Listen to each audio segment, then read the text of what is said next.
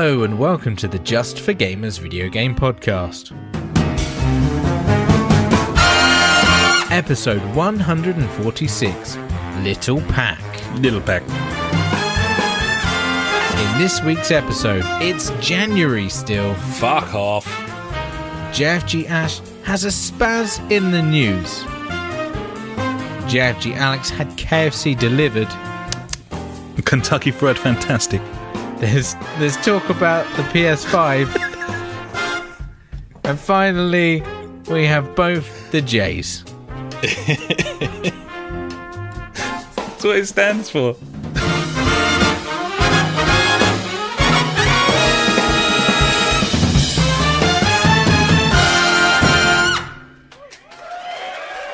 Hello and welcome to the JfG podcast.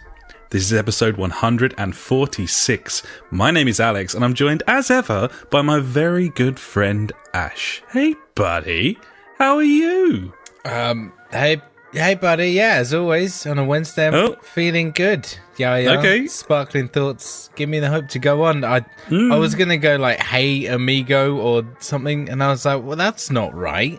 I can't do that. That's weird. Can't do that. I mean, that would have been different. I know, but that's not my style. I like the same thing every day. Anyway, yeah. So, it's week 3 of January 2018. How's your year so far, mate? I don't like January. Okay. Reasons? It just feels like a bleak, cavernous void of shite. It's horrible, mate. But this podcast is not about negativity, buddy. No, absolutely not. This week's podcast is positive. This week's podcast is sponsored like every by week, buddy. Positivity. A shining beacon to all who listen to it, of course. Very much the case. And just kind of making the best of shit January. January's always shit. That's a known fact. And if we say it in a positive way, then, that's what it is. Have you managed to do anything this week that has slightly improved your January? No. Not regarding January as a whole. Not January specific. No, but I've literally done fucking nothing because it's been absolutely shit outside. It's cold, it's wet, we had some snow. I mean, I've had enough snow. I mean, it snowed like 3 times in the past, 6 years or something. That's enough for me. Yeah, hold off, it's not really the done thing over here, is it? I have noticed the cold. I got my hair cut this week, and it's fucking freezing now. I can't believe the world. It's like I've emerged from some sort of other realm. People that don't have hair.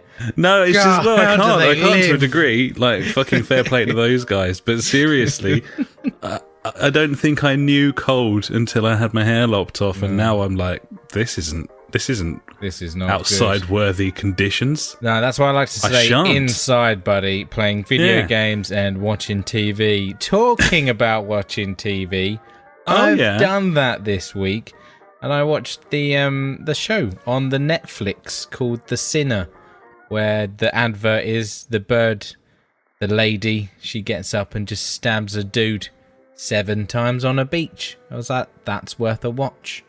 That's a starting point, and that's quite interesting. Compelling and rich. Gibbons, buddy, and how are you finding that? Yeah, mate, I pretty much watched it all in one day. That's Netflix. That's Netflix. Yeah. Yeah, it was really good. Enjoyed it. It was one of those, tense thrillers, I would say.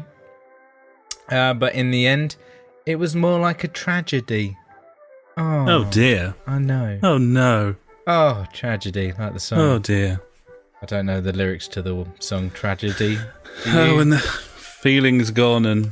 You can't go on? You can't go on. So I was just taking my socks off. Just fucking casual Wednesday, buddy. Fucking socks. What are they there for? Okay, so what else, buddy? What else you been up to? I've been holding my Switch in my hands thinking this would look good in a different colour. So I was looking at different coloured Switches. And you can get you can change the old Joy-Cons, that's the things on the sides. For like 15, 20 quid, you can buy like complete replacements for the case. And one nice thing is, But I saw some white ones. I was like, they're pretty dandy. You can replace the buttons as well, so they can be like the SNES color controller, like the color. Oh, okay. That's quite nice. Yellow, red, blue, and green. Obviously, if you're in the States, I mean, you had fucking purple. Yeah, that's retarded. Yeah, it wasn't a good look. Putting it out there as a fact. Filthy, disgusting, horrifying design. It was horrible. Supremely inferior to the European model, buddy. Yeah, they always go on about the Famicom. I'm like, the Famicom's alright, but I mean, look at the Super Nintendo in the UK or Europe. I mean, that was the beauty of it. Was everything, mate. Famicom's a bad name. Famicom sounds like a lady product. It does. It sounds like a suppository. It's not really what you want. No. Also, I found a 64 gig micro SD card in an old tablet that was in a little cupboard, and I was like, I could use that in the Switch. Didn't format it or anything, just popped it in. It was like, yeah, you got like 30 gigs free. Go bananas. I'm like, sweet. I can that'll sort you for a while then. I thought it was weird that you didn't have to format it or put it to anything, because obviously when you use external storage with like the 360, the Xbox One, the PS4, pretty much everything, it's like you need to format this before you can use it. But no, the Switch is like, so just chuck it in, plug and mate. Play. Yeah, just that is strange, isn't it? Off you go. You can keep all your old shitty data that's on there. I don't know what's on there. Hopefully porn. Fingers crossed. Well, fingers crossed, buddy. We can only hope. I know. Yeah, mate. So January so far. Okay. Playing some more Destiny, obviously. And other games that we can talk about later. Being a gaming podcast. Obviously. Gibbons, buddy, I think the best thing about January is we are now over halfway through it. Yeah, that's true. Nearly payday. Fucking hell. Oh, the dreaded, 7-weeker. I got paid on, the 19th of December. Oh, shit. And I normally don't get paid till, the 28th. I'm just like, that has just fucked me completely this month. Once again. Seriously. The streets are deserted, buddy. There's no fucker out there right now. Yeah, seriously. It's all over. I'm not going outside. They're all just waiting for cash. They can't do anything. Everyone's just bundled up in their beds. Cash for gold. Cash for gold. Games for gold. Yeah. So you could trade your games for gold and then gold for cash? I mean... Yeah. That is 100% how it works. I believe that's the trading system. It's just the way it works. Indeed. So, buddy, I mean, that's my week pretty much in a nutshell. Nothing. What about you? I've been slightly more busy than that, but not a great deal more busy. I've basically done nothing, but at least I had a good weekend where I did something. So let's talk about that, buddy. I've been down to the Brighton town. With friend of the podcast, Paul, and his brother, friend of the podcast, Mark. What? Oh, yeah, twofer. Spent the weekend with 2 listeners, buddy. And that's crazy. That was a beautiful thing. And we went down to Brighton. We went to the Concord 2, which is a pretty cool little venue down there on the seafront, and saw the Cribs. Nice. And it was fucking good. Had a really good night. Cooked us up a lovely little paella before we went down there, and then we just all jumped in the fucking Uber, buddy, and we were on our way. We got gone. Utterly shit-faced and listened to the Cribs. And I can highly recommend that as a social gathering. Very, very cool. It was great. That does sound like a really good time, to be honest, because I like the Cribs. It was cool. It was a dangerous venue because they have pint cans of Red Stripe that you can buy there. Standard. And that's a dangerous game, I'll tell you that, buddy. So Sunday was a bit of a low-key affair. Let's put it that way. As we all just sort of flopped on the sofa, just sort of being like, do you think we can drive yet? No, probably not. Not yet. It's a bad idea. The highlight of my Sunday, buddy, was, and this is a first time for me, buddy. This is the first time that I have ever witnessed the wonder and splendor of the delivered KFC bucket. What? Yes. Oh yes. I don't believe you. We got this £30 fucking mega bucket. Like 16 bits of chicken. That's a lot of chicken.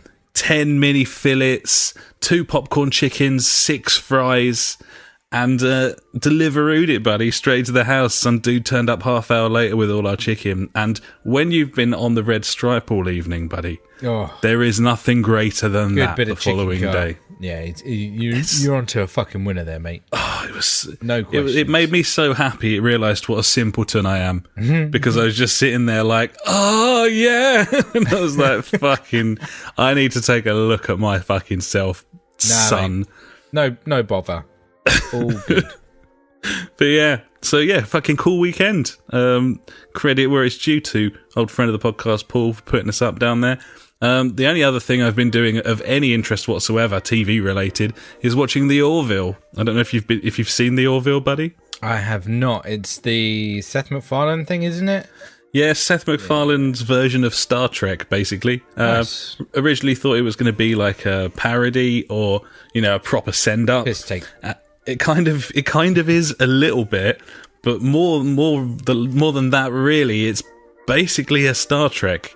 Really? Like it's not like mega funny. Like the characters all kind of they don't take themselves seriously or anything, but like the storylines and the way that the episodes play out, it's like watching like Next Gen or something. It's really refreshing because of that, because I just don't think they really make TV like that anymore. It's also got the real privilege of having one of the biggest gulfs in difference of score on the review sites between critic and user.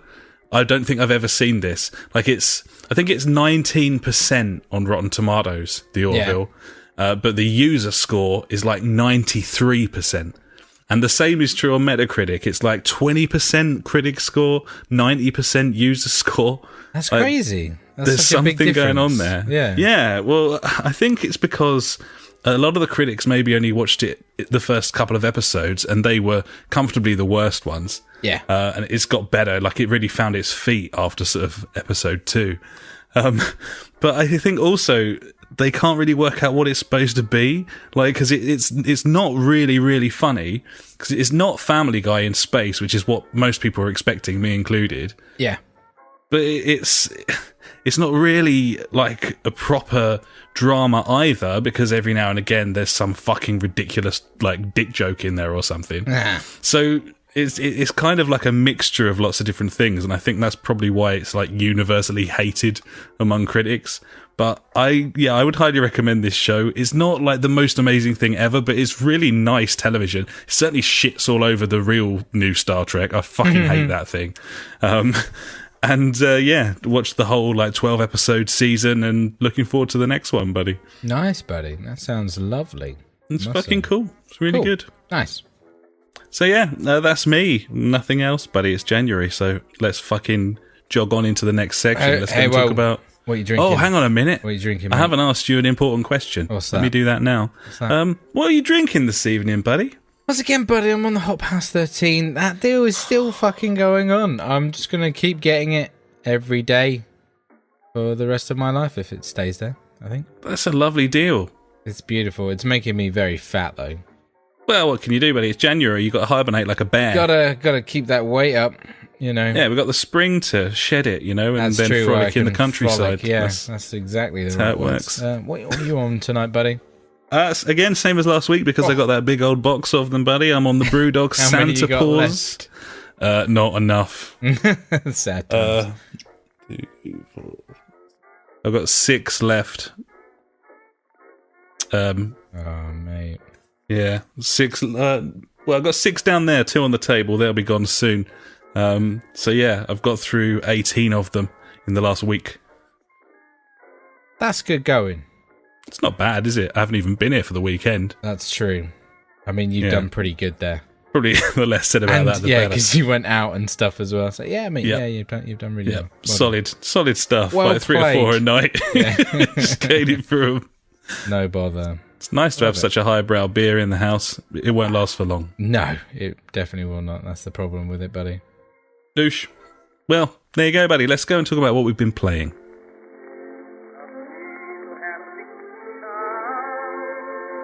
So, Yeah, not a great deal, really. I mean, last week we had like a bumper fucking 10 game section here. It's a little bit more slim pickings this week because of various being outses and like flopping in front of telly rather than gaming. But do you want to get the ball rolling, buddy? What have you been playing this week? Yeah, mate, Destiny 2 faction rally's kicking off, so I'm grinding them tokens again, get some sweet ornaments because they've kicked in. Destiny 2 is just still like loads of stuff keeps going wrong with it. Like, I don't know, it's fucking ball bags, mate. I love it. I mean, like what? Yeah, I don't know. There's just all much. The loot shit. Everything. Like, they came out with their big update and stuff this week, or on Thursday last week. Have you got anything on that in your news section, by the way? Because I didn't fucking bother. No, I don't think I have, to be honest, because who cares at this point? It's a joke. That's really. Kind of how I felt about it. It's just absolutely fucking stupid. Like, it's like they're holding a series of press conferences about their video game, and I'm just like, I see the next headline come out. I'm just like, what? Fucking so what? Like, honestly, I don't get it. Like, they're trying to change their game, but it looks like the majority of it is just changing it back to Destiny 1, which is just, that's fine. It was a great game by the end of it, so I've been told. But yeah, the whole loot system is ball bags. Like, the static rolls on the guns, I'm not a fan. It would, like, there's just not enough stuff to go and get, or I don't know. But they're saying that more stuff is going to drop in the wild instead of behind Eververse and shit like that. So yeah, we'll see what happens. They've got a big old plan, and by apparently fall or September this year, it should be a good game. So when the next expansion comes out, it should be a good cool. Game. I know, okay. right? Yeah, seriously. Good stuff. Yeah, mate. So Destiny 2, I'd still fucking love that game. Like, just really enjoy playing it. It's just good. But yeah, it's ball bags. And yeah, anyway. So yeah, The Division, buddy. I played some of that. About 20 minutes of it, because it's got some leveling issues, which we knew from when we played it back when it came out, because I ended up being a lower light level, whatever the fucking thing is in this power level, just level than you, because you'd plowed through the campaign. So when we came back to me going through the campaign, all the enemies were just like 5, 6, 7, 8, 9 levels above of me. And but I thought it was supposed to scale now. No, it doesn't. Right. So I'm a level 30, and the guys that I was playing it with were like level 15. So obviously it put all the enemies at level 25, which made it near impossible for those guys to kill them. And very easily they died in a way. Right. So they got to hide behind a bin, and then you just one-shot everything. Yeah. So we were just like, this is fucking stupid. Like, how have they not, one, corrected it since the beginning, and also, two, why was that a thing in the beginning if it's meant to be a co-op, like, shooter?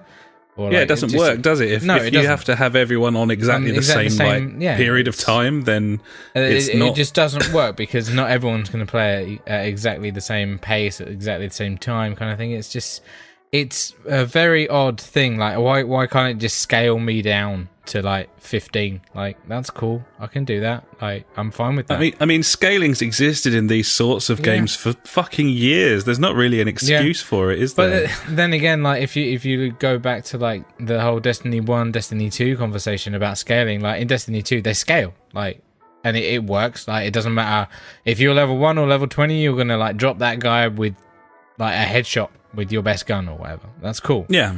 Whereas in Destiny 1, it wasn't like that. You could level up and then like fuck shit out of everything, kind of thing. And like, yeah, there's loads of fun in being like overpowered, but I think when you're playing with other people. Exactly. The way it should be done is like, it's not like levels. It should be like the gear you collect when you get to that level. It should be better. You should be able to kill stuff quicker with that item, I would think, instead of it saying like, oh, you're level 30, like you can kill a level 10 well easy, whereas like it should scale you, but you'll have like an item that will, I don't know, drop something to increase your accuracy or some bollocks like that. I don't know. But that's the way I see like, it should gear work. stuff works much better, doesn't it? Yeah, totally. And you can control it better as well. And Wildlands fucking does that, doesn't it? Yeah, I think so. So what's the excuse here? I don't know. Crazy. It's fucking clown shoes. But I think we're just going to be like, fuck it, we'll just start again from scratch because then we're all on the same level. And it sounds like that's the only way to do it if you want to play it, really. Yeah, totally. Really, totally is, which is a bit shit. But hey ho. I mean, and is it? Do you know how many players it is in the normal co-op? No, I didn't research that.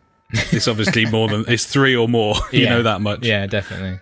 Fair enough. Yeah. So apart from that, buddy, fuck all. Really, game night played Pairs and Wild Pants again. Still really enjoying them, and yeah, good times had by one and all. Gibbons, full blown. So, what have you been playing this week, buddy? Yeah, nothing majorly interesting, so I'll run through pretty quickly. Firstly, this was actually quite nice. I was playing some GT Sport with the wheel this week, and we were just taking it in turns, me and the missus, going through the career. Mm-hmm. And then she said, like, can we not play together? And I was like, I thought, no, games don't really have split screen anymore. No, I don't do that. GT Sport does have split screen. That's crazy. It's got 2-player split screen, like vertical split. That's local. So we were playing, split screen, like arcade mode, me on the wheel, her on the controller. And we were basically kind of handicapping me. So I'd get in like a shit car and she'd slowly work her way up through the classes until she was too quick for me to catch her. And then we found like that perfect balance and we were flying around all the tracks. We were playing for like 3 hours. It's fucking great. Well, good, buddy. Yeah, it's really cool. It's there's just so much there. Like, there's so much content there. Whatever you think of that as a racing game in terms of the actual like mechanics and simulation, yeah, that's a good game, man, and a good looking game as well. It's just a lot of fun. I like it. Gibbons, buddy. So yeah, there you go. I've now got 85 cars in my garage and working my way through. Yeah, all about it. There you go. Like it. Similar fun was had on Pez My Club. Played a little bit of that this week with the Funk and also with Pete. And he started building his My Club team now. Part of that just means like logging into it each day. If he logs in for like just logs into My Club mode, then it gives you like a reward every day. And nice. I didn't really look into it this far, but he's kind of ultimate teamed before, so he kind of knows that you need to kind of look up these things if you want to maximize your like points that you get. He found a website that tells you what it's going to be like the next day kind of thing. Oh, cool. So on every now and again I'll get a message from him saying make sure you log into My Club today, that you get 500 coins. Yeah. And it's like the gold coins, not the GP or whatever. The gold coins. Yeah, the actual gold coins. Oh, mate. So yeah, he's got himself like a good manager and a good team, and we're on a fucking ridiculous run on that at the moment. We're in the Division 4, played 8, won 7, lost 1. So it's all going rather swimmingly, and enjoying it so much more in this My Club mode, which is ridiculous, really, when you think about it. That makes no sense to me. Yeah. It just feels like it's balanced properly because everyone's a My Club team and that we've all got like 95 for chemistry, so you don't get fucked over. Yeah, you haven't got to rely on them being shit at the game anymore, really. Yeah, it doesn't come down to the game. It doesn't feel like the game is de-statting your team if you're playing an opponent with better players. Yeah. It seems to come down to that chemistry more than anything else, and that seems to be making all the difference. So feels much more of an even playing field. This game could still be fucking brilliant if they made it properly, but we seem to have at least found a way of drawing the fun from it at this point. So yeah, I get what that's rather nice. Nice, buddy. Gibbons. And the only other one is Titanfall 2. I went back to the single-player campaign this week, and I will talk about that later because we've actually got a little comment about it in Street Beat. So what I will say is that game's fucking polished as fuck and really, really fun. And I still haven't played more than like an hour of it online. But as a single-player campaign, this is really fun. If you're looking for a really fun shooter, then this is your one, and it's on sale at the moment. But yeah, we'll get to that later on, buddy. Other than that, that's all I've been playing. So unless you've got anything else, I think we'll move forward, shall we? Gibbons, buddy. And now it's time for the news.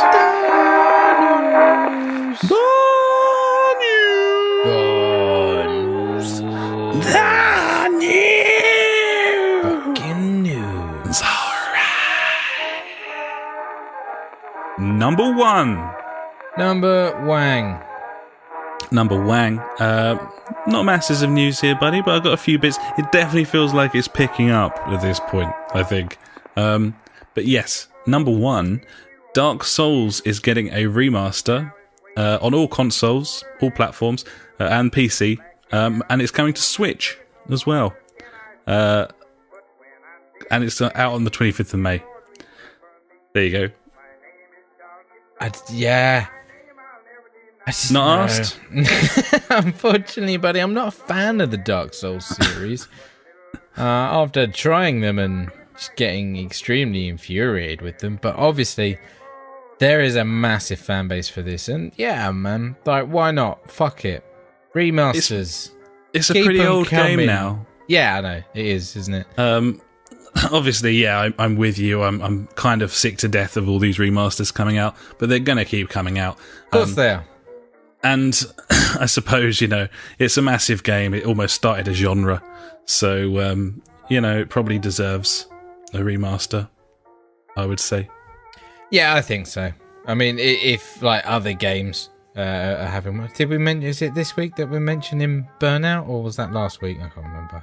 Yeah, it was last week, yeah. Yeah, so, I mean, if fucking Burnout Paradise can get a fucking remaster, then yeah, Dark Souls quite easily can. It does seem further out of left field, Paradise, doesn't it? This seems more of a sensible decision to remaster this one. Yes. Okay, well, there you go.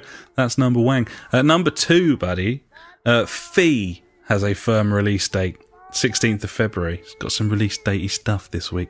But yeah, it looks amazing, frankly. This game is gorgeous looking. It was shown quite some time ago. I think it was shown before this year's E3. It might have even been... sorry, not this year. It might have even been 2016 when we got a first glimpse of this. It was shown before the summer this year. It's an EA one, and it's got the Unravel thing going on. I think it might even be the same guys, and I must check that immediately because I just said that. Unravel, Fee. I don't trust this game. Fee is the new Unravel. I don't trust it. No, it's not the same guys, but everyone's comparing it to it. A studio called Zoink. This is a platformer, a 3D platformer, or sort of 2.5D platformer in places. But it looks beautiful.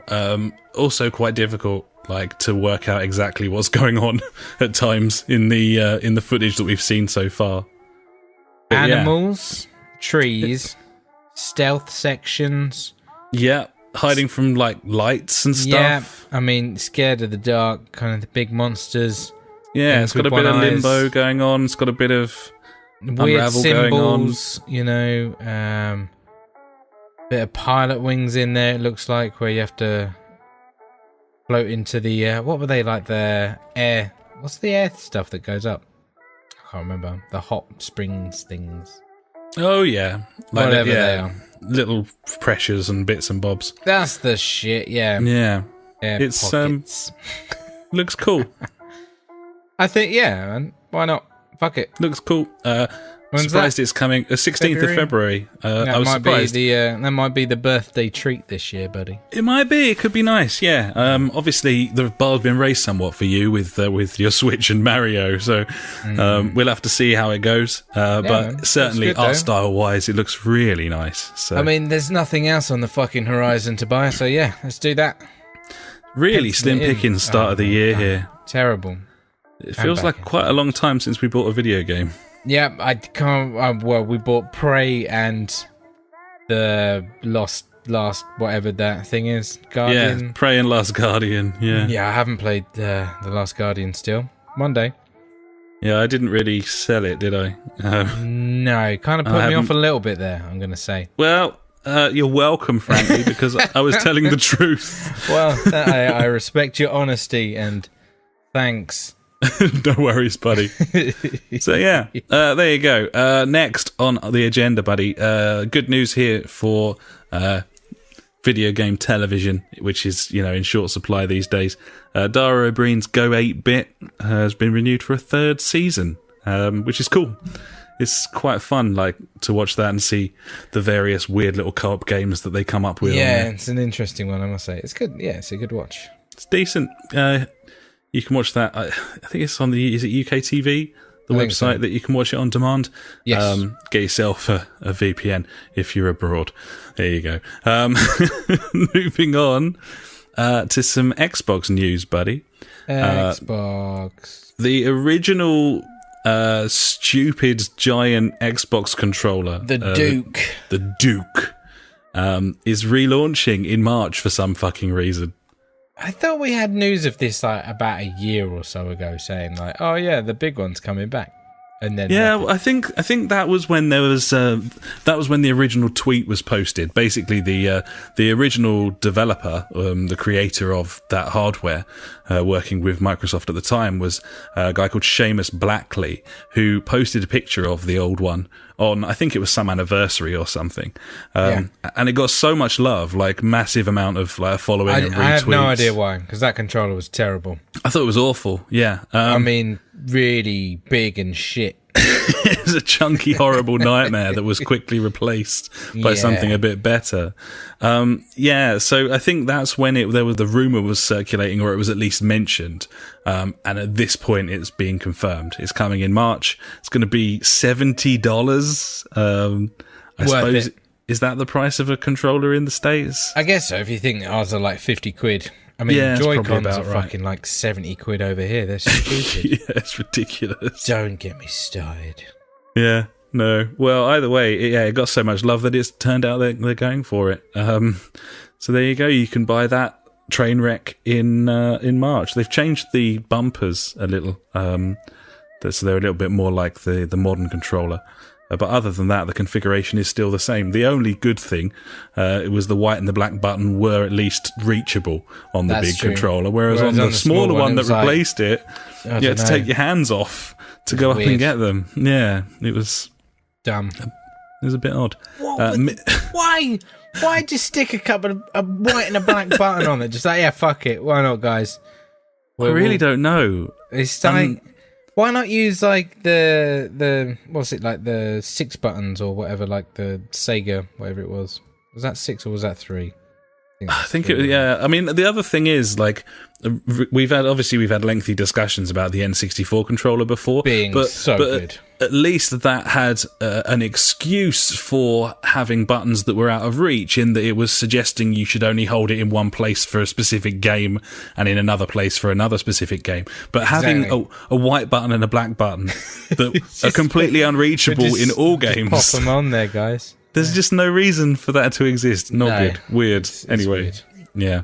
That's coming, so enjoy that, buddies. Also, meanwhile, the Xbox Elite controller is getting an upgrade. Upgrade. Leaked photos on some fucking Chinese site, I don't know. But the new pad will have, for starters, it'll have USB-C, which is the new symmetrical USB inputs that you've got on basically all phones now, all newish phones. Yep. And the Switch. And the Switch. This is something I didn't know because I don't have one of these Xboxes, buddy, but it will also have a battery pack.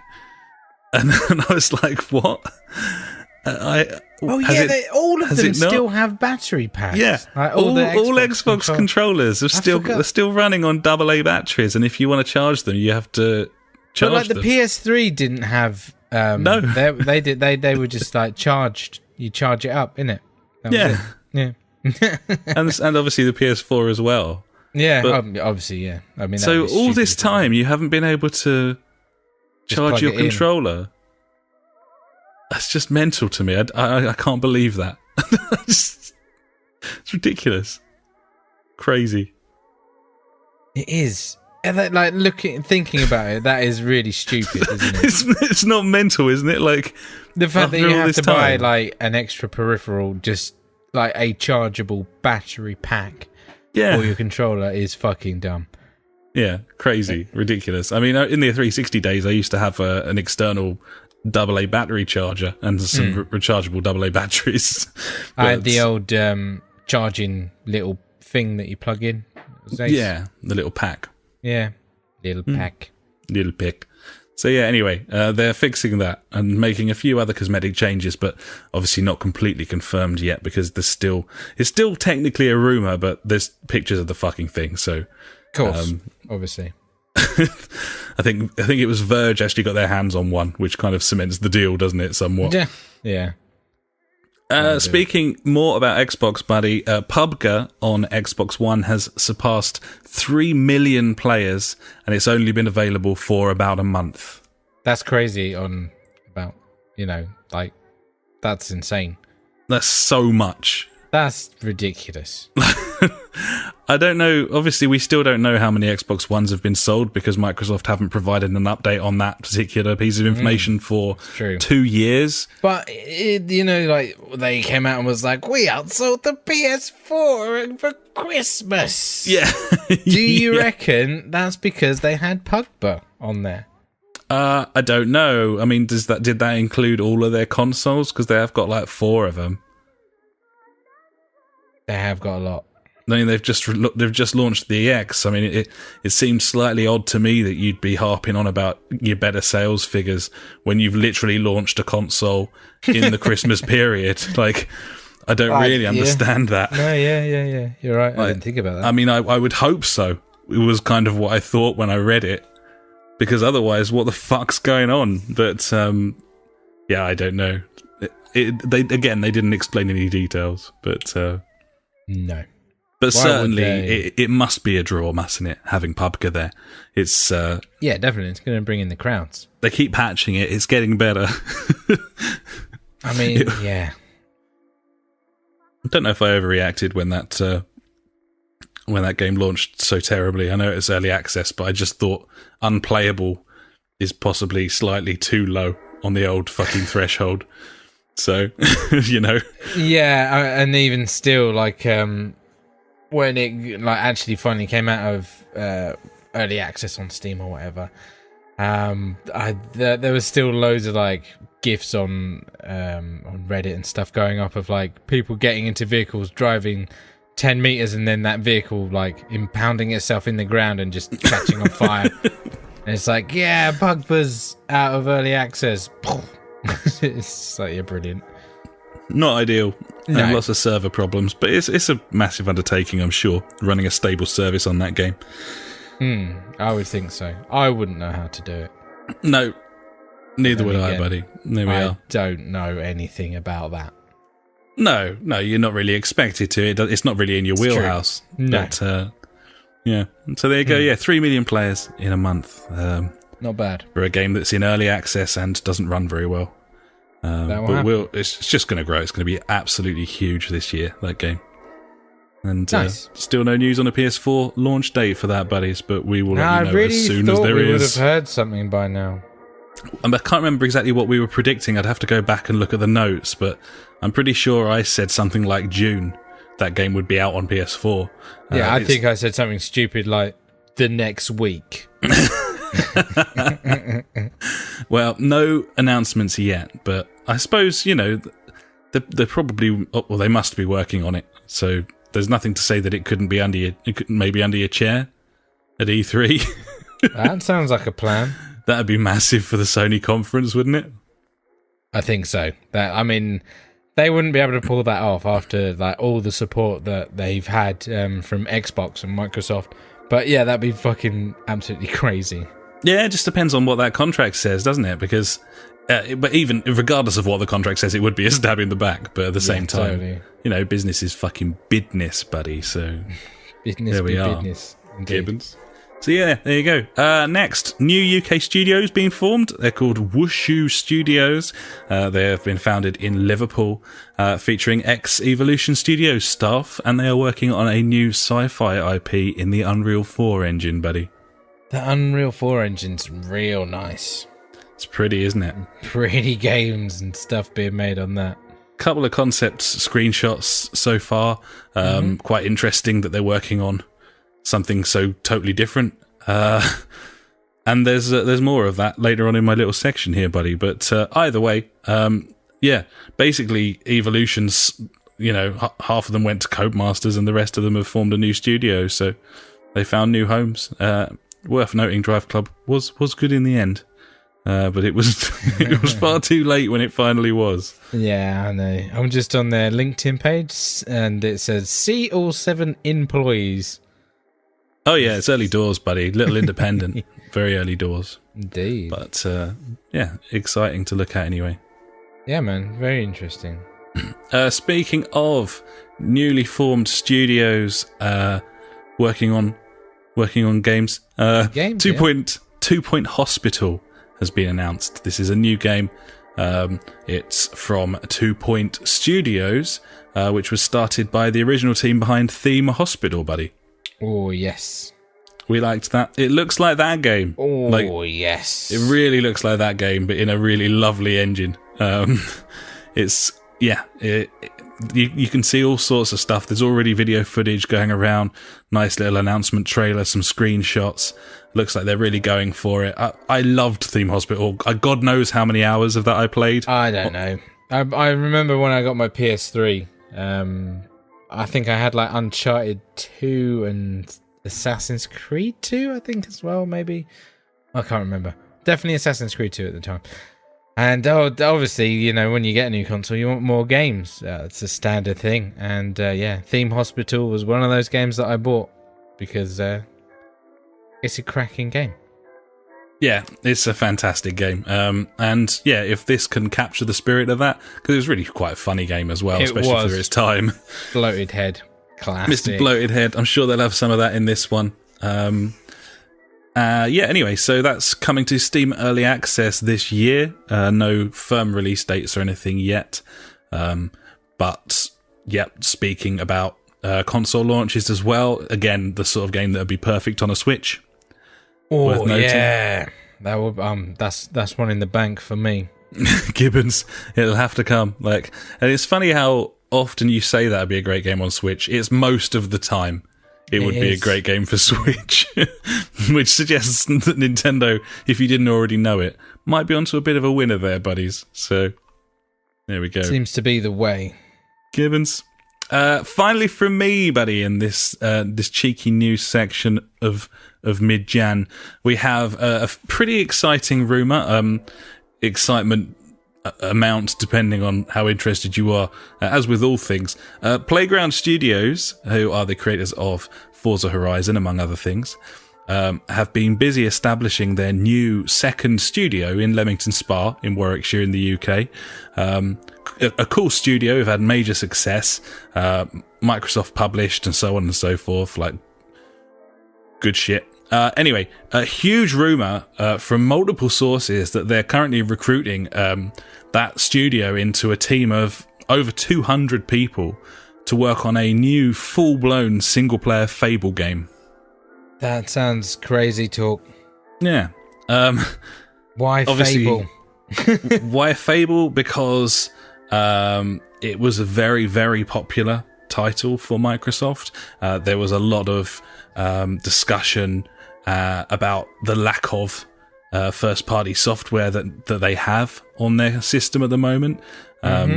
I think it's relatively even between Microsoft and Sony, really, in that respect. I think both of them haven't really got enough on the sort of first-party exclusive stuff front. But Fable was massive. It was like a launch title for 2 Xboxes, and people loved those games, especially the second one. Right. Obviously, Legends died a bit of a death because it just wasn't working for whatever reason. They closed the studio, and that big sort of outrage as well.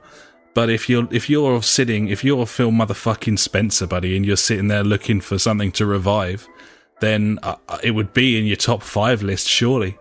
Yeah, I reckon so. So think of other dead Microsoft Fusion Frenzy, mate. Oh, yes, please. It's good shit. What a game.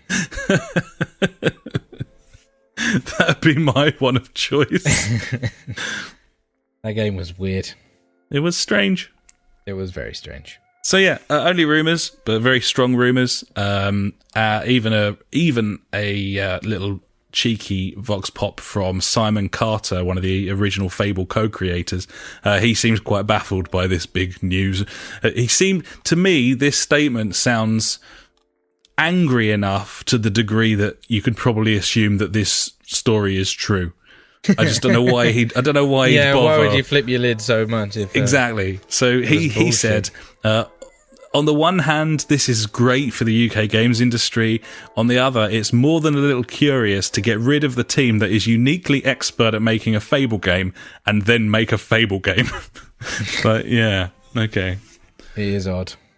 It's a little bit odd, but either way. Yeah, I mean, obviously, that was very disappointing when the studio closed. But I really enjoyed a couple of the Fable games, and it is, that's a big studio for this country, bringing in that number of people. That's good news, and it's a cool IP. So I think it's a good news story, so to speak. Positive, buddy. That's it. That's what you want, buddy. That's what we're going for. Positive, yeah. Nice, yeah. I like it. So ending my news section on that positive note, buddy, I think it's time to hand over to you there for my favourite section. Absolutely my favourite. And probably the listeners as well, I'd imagine. Why not, really? Sure. It's Ash's News Favourite Things of the Week. If you like news but hate information, you have found the right place. Ash's News Favourite Thing of the Week. Cheers, buddy. Not a lot this week because, I'm not talking about Destiny. I mean, I could go on for a few hours about all the changes that are upcoming, but I'm not going to. So we'll go to Monster Hunter World, buddy. Apparently the producers come out and said, we're not having loot boxes. Good. Yeah. Positive. Yeah. Couple of things from EA here, buddy. No. These are. I mean, it's an old game. Battlefield 1. It's an oldish game. It's been out over a year now. It's old news. But all the operation campaigns, even, they're going to be free for everyone. Go get them. Okay. I don't know when, or where, or how. But yeah. There you go, mate. Are we interested in that? Is that something we might dip into? We have them already. Oh, do we? I believe the operation campaign is, the story mode. The things on Battlefield 1. Remember? Oh, free for everyone. I thought you were saying that it was like a season pass content that is being made free for all, but you mean literally anyone will be able to play that regardless of whether they own it or not? I believe so. Oh, maybe not. Maybe I'm wrong. Oh, no. Oh, okay. I think you might be right, mate. I don't know. Well, they're free, mate, whatever it is. I thought that the operations were... the big old back to... where it was like 3-parters and that. I think you're right. So it goes on to say that you... you won't get access to the guns and stuff from the DLC. But yeah, you shall be able to play... Yeah, play the map. There you go. Okay, yeah, so it is DLC content. Yeah. Okay, so they're just making all of the operations DLC free and available. And I know that you can split those operations down into conquests or rush or whatever. So I guess that means that everyone will be on. They're basically combining the player base there, aren't they? So yeah, that was the thing that they said. They want to populate the. Get most populated servers as we can, kind of thing.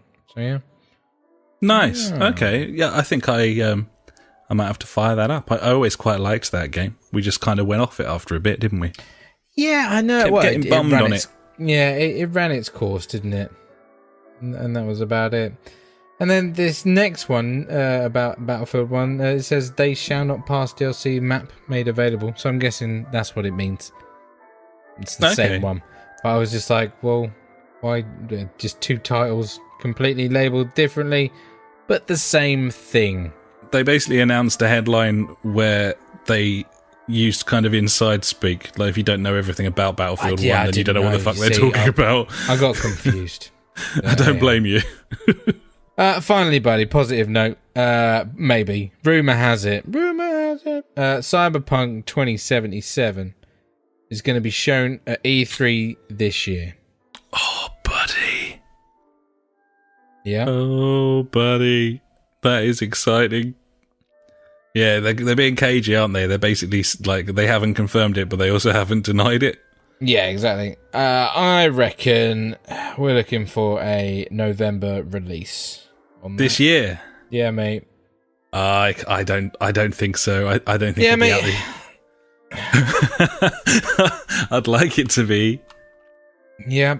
It's hard to tell because, as we said before, like, we don't really know how long they've been seriously working on it. We know that they were allegedly working on it before The Witcher.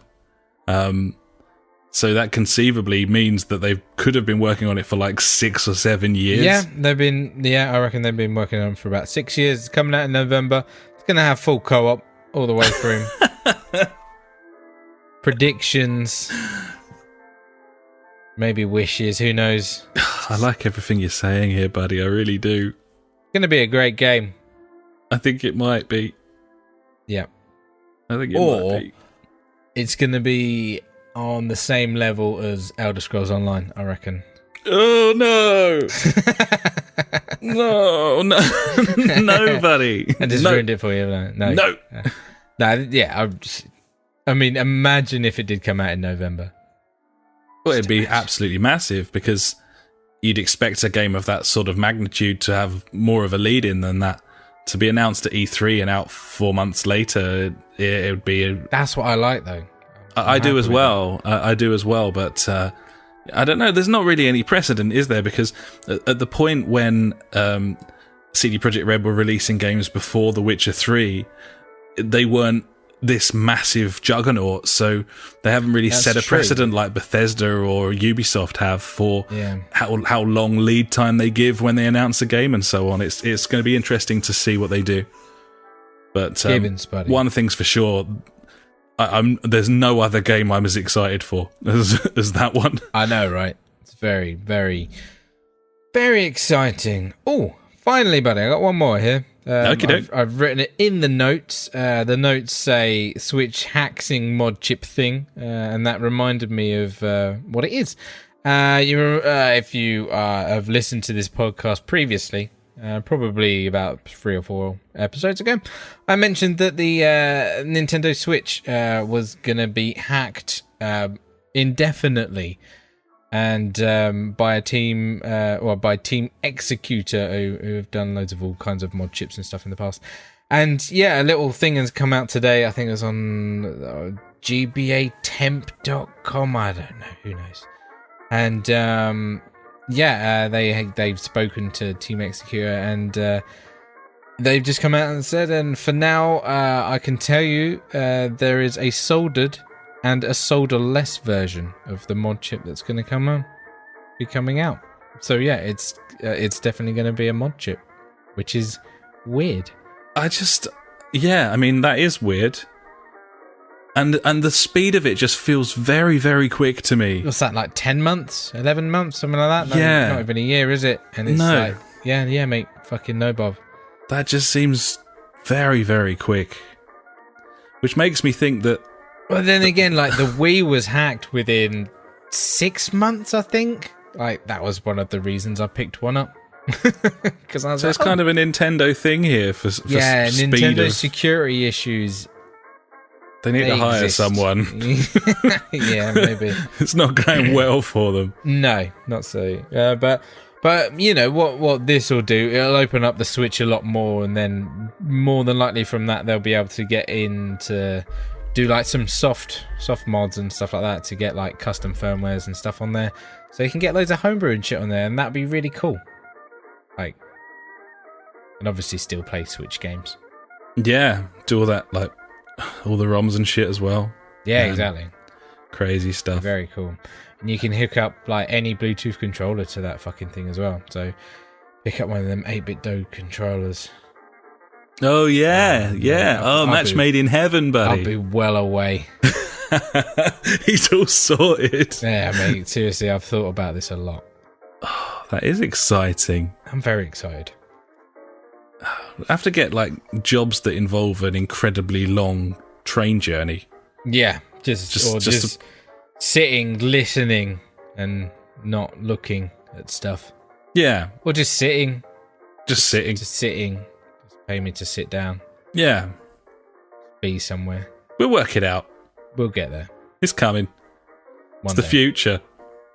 Oh, I can't wait, mate. It's going to be a good one. 2018, mate. The year of change. The year of change. Cheers. Love it. Sweet. Oh yeah, cool. I'm done, mate. Sorry. Okay. Well, I didn't want to be rude. No, it's fine. I was just making sure. Yeah, I'm done. Well, thanks very much for that, buddy. That was your news. It was also my news before that, the bit before that you heard. You might remember, you might not. It wasn't especially memorable. But either way, that was the news. And now it's time for Fonz or Phoenix.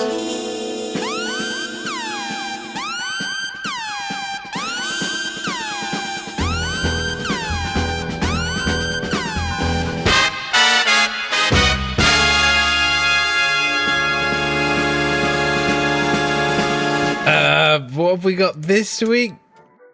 Fun, in, out, up, down, left, right, north, south, east, west, yin, yang, gravity, anti-gravity. He's doing well. Fonz or Phoenix. That was lovely, buddy. You did really well there. I liked it. I liked it a lot. This is one of those ones where I'm hijacking this section to have a bit of a discussion. It is F4P in a way because we're talking about something new and whether it will be good or not, and what it means. But basically, what we want to talk about here is the PlayStation 5. As well as a bit of a look back at the PS4. Basically, there's been a series of news stories, not really leaks. A lot of it seems to have been brought about by Michael Pachter on his podcast, kind of discussing the future kind of ecosystem of the games consoles. A lot of different publications have kind of covered it, but there's no real news here. It's just a selection of news stories going, we don't know anything, but it'll have to have this, and this. And that's think fine. It'll have this because that's progression. Exactly. Like, there's a lot of speculation, buddy. News that is news in the games industry in January. So here we are. That's what we do. That's the way it is. Yeah, so Sony... Do they have to find some way to show they'll be bringing more power to the table now that the Xbox One X is out? What we're going to look at is what we know so far, what we expect, how we feel about the PS4, what we would like from a PS5, and sort of legacy that the PS4 is going to leave behind. That's kind of where we're at with this, buddy. Indeed. So, do we want to start with what I've got about the PS5 or what you've got about the PS4? Let's go for the PS5 and then finish up on the PS4, buddy, I believe, Cool. Because, I'm excited about the future of gaming because console gaming isn't dead. It's clearly proven that these consoles are selling like fucking hotcakes right now. Yep. Fuck everyone that thought that we were going to give in. Exactly, yeah. No, I'm totally with you. It's bigger than it's ever been, which makes a lot of people look very silly. But in terms of the PS5, at this point, we essentially know nothing in terms of announcements that have been made and so on, but we can deduce a hell of a lot very, very easily. Firstly, let's talk about when this console is going to be coming out. Next year. A lot of people are saying that 2020 is the most likely. I think that if the Pro doesn't buck its ideas up sales-wise, and the Xbox One X goes big sales-wise, then perhaps they could be forced go home to move that forwards a little bit. I mean, I think next year would be a bit early. Next but year. But then this is the like half 2 steps, years away, isn't it? really, isn't it? Next year. It is. And I think a lot of people, when they started talking about these half-step consoles, a lot of people kind of were thinking it was going to be sort of 3 to 4 years between these devices. And 2020, I think that would be about right in terms of... I mean, I would like it sooner, but I think that's probably the most likely. I don't think we'd hear anything about the console this year, really. Although perhaps when you get to, like, Paris next Christmas kind of time, then maybe. Yeah. But yeah, so 2020, most people are surmising is probably going to be the time. It's going to need to be a native 4K machine, obviously. Will it go higher than that? Will they want more than that? It's going to do 8K at 30. 8K at 30. This is the thing. 4K 60 native is what you would expect this device to be able to do. It's going to go 8K 30. That's the problem, because I think that the resolution just seems to be more important. That's what people understand. They're like, 8,000's bigger than 4,000. It just, I mean, I don't really understand it. But judging by what we've seen so far in the industry, you're absolutely right. Like, it could easily be like fucking 8K 30 games that we're playing, which is just stupid. It's just really stupid and annoying. But everything that's led up to this moment in history suggests that. Why would you make something look so gorgeous and like jaw-dropping and then just have it chug along? I know, it's crazy. Oh, man. The other big question, will they make this thing work with PS4 games?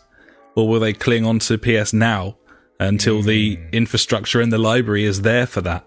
Obviously, they've introduced PS4 games to PS Now at this point. Well, yeah.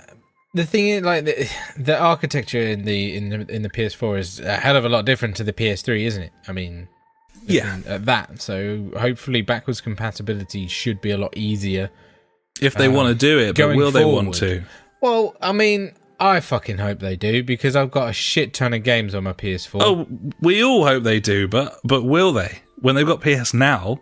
I mean, you look at Microsoft are doing it back to the fucking original Xbox. So, I mean... But they don't have a subscription model they're trying to sell. They do, though. They have their whatever fucking thing, don't they? Games. Oh, yeah. They No, they have got that. They still do have a subscription model, and that is also a lot cheaper. I think it's like £8 a month or something, which is a hell of a lot cheaper than like PS Now. Yeah, PS Now's like $13 a month. It's not streaming. You download the games, you keep the games as long as you want, as long as you're paying. I mean, that makes more sense to me than having a fucking streaming service. But by the time this console comes out, haven't got like the internet infrastructure just isn't there for that yet. But they will though, won't they? What? Keep PS Now? No, the infrastructure will be there by the time this thing comes out. You reckon in the next 2 years our internet in this country is going to be that much better? I mean, I'm on mid-level. Yeah, fucking, but we're like in a flat in the center of a town. Yeah. I mean, I don't know. You got to think about when I go to my fucking parents' house and they live in a field, I'm like, just kill me. This internet is the worst. Yeah. It is fucking ridiculous. I had an update for Overcooked over Christmas or something, and it was only like 300 meg, and I was just like, oh my god, this would be done in like a minute or something at home, but here it's like 2 hours or something stupid. It's I mean, you've got a fair point, and that also kind of answers the question: could they possibly release something without a disk drive? The answer being, again, due to internet infrastructure at this moment in time. Yeah, unless probably they start not. shipping games on fucking USB sticks. I mean, you could do that. Do that. It's probably cheaper than burning it on a fucking disc, isn't it? I think that this day and age, or send it out in a micro SD card or something. I don't know. Yeah. I mean, it's kind of like a mixture with the whole. Do you? I don't know. I mean, as soon as you take that disk drive away, you're basically closing that off. So of course you are. You know, in terms of the pricing of video games, there's a huge onus on Sony to do that reasonably, and you can't really trust them to necessarily do that. At the same time, you know, these codes are already floating about, game codes and stuff. Could the future be that Game or, you know, GameStop is just selling those cardboard codes rather than discs, and then everyone downloads them? But then are people going to go mental if they have to download all of their games because of the caps that you've got and the net neutrality issues that come along with I don't think like discs are going to go away in the next couple of years. Like, they'll still be here. So it's going to have a 4K Blu-ray player on it then, that thing? Yeah, or have the Ultra Blu-ray, whatever it is. Yeah, okay. I think that seems most likely. They can't quite do away with the disk drive yet.